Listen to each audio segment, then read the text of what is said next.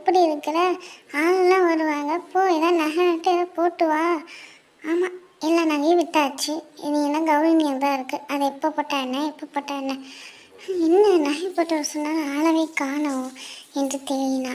அப்பொழுது ஒரு திடுக்கிடும் தகவலே ஒரு கணக்கு. என்னங்க, எங்கே போனீங்க? நான் ரெடி ஆகிட்டு நிற்கிறேன். இல்லடி, பண்ணையாருக்காக சரின்னு சொல்லிட்டு நம்மளை ஏமாத்திட்டாடி, இப்போ பார்த்தா இல்லை என்று கோபித்து கொண்டு ஓடினா. நாங்கள் எதை ஆசைப்பட்டால் நடக்காது என்று கொண்டிருந்தார். என்னை தனியாக விடுங்க என்றால் தான், என் பொண்ணோட கல்யாணம் நடக்காதா, நாங்கள் ஏழைங்கன்னா நடக்கக்கூடாதா என்று அந்த ஒரு நிமிடம் வந்து அவர் கணவர் வந்து சொன்னார். என்ன அப்படி என்று கேட்டார். பண்ணையார் காசு கொடுக்கல, நம்ம அறுவடை காசே கரெக்டாக இருந்துச்சுடி. என்னங்க சொல்கிறீங்க, இந்த ஒரு நிமிடம் அவர் கனவு லோகத்தில் இந்த மாதிரி சீக்கிரவா வேலையெல்லாம் இருக்கே என்று ஒரு நிமிஷம் சொன்னார். மகன் கல்யாணம் விமர்சையாக நடந்தது. சிறிது நாள் கழித்து சாப்பிடுங்க, நேரத்துக்கு சாப்பிடாம காட்டில் இவங்ககிட்ட அலைஞ்சிக்கிட்டு இருங்க, நான் போய் காய் எடுத்துகிட்டு வந்துடுறேன்னு சொன்னாள். திடீரென்று மகள் வந்து அப்பா என்று சொன்னார். மாமா இது சாப்பிடு அப்படின்னு சொன்னார். இல்லை இருக்கட்டும். என்னம்மா விஷயம்? மாப்பிள்ளை அதெல்லாம் ஒன்றும் இல்லைப்பா, எனக்கு இப்போ வந்து கொஞ்சம் பணம் தேவைப்படுது, எனக்கு பிஸ்னஸும் லாஸ் ஆகிடுச்சு என் ஹஸ்பண்டுக்கு. ஸோ இப்போ பைக்கும் என்ன கேட்குறாங்க மாமியார் வீட்டில், உங்களால் ஏற்பாடு பண்ணித்தாங்கப்பா.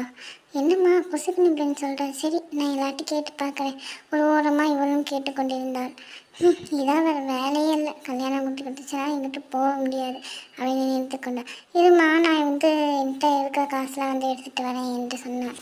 வந்து ஏம்மா அவங்க வீட்டில் பைக்கோட என்ன பண்ணிட்டாங்க, கார் கேட்கலையா? கார்னால் வந்து வசதியாக இருக்கும், பரவாயில்ல, நல்லவங்க பைக்கை தான் கேட்டிருக்காங்க என்று கேலியாக சொன்னான் என்று சொல்லி வெளியே வேணுனான். ஏன்டி உனக்கு பிள்ளை வையாமல் வந்தால் போகாதா?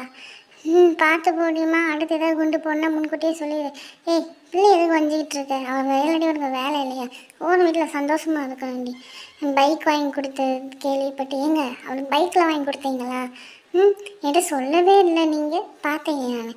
நான் நம்ம வாழ்றது இதுக்கு, நம்ம பிள்ளைங்க நல்லா பார்த்துக்கிறது தானே. நான் பொண்ணு ஆசைப்பட்டேன், நம்ம ஏன்னா எதுவும் வாங்கக்கூடாதா? ஆனால் உனக்கு மட்டும் நான் சேர்த்து தான் வச்சுருக்கேன், இதனால் உனக்குனே தெரியாது, நீங்கள் தானே என் உலகமே என்று சொன்னார். இது வந்து அவர் மகளுக்கும் பார்த்தார், அவர் மனை பார்த்தார். அவருக்கு எதுவும் சேர்த்து வைக்கவில்லை. ஆனால் மகளோ இதை புரிந்து கொண்டு அடிக்கடி வந்து கேட்டார், இப்படி இருக்கவும் கூடாது என்று.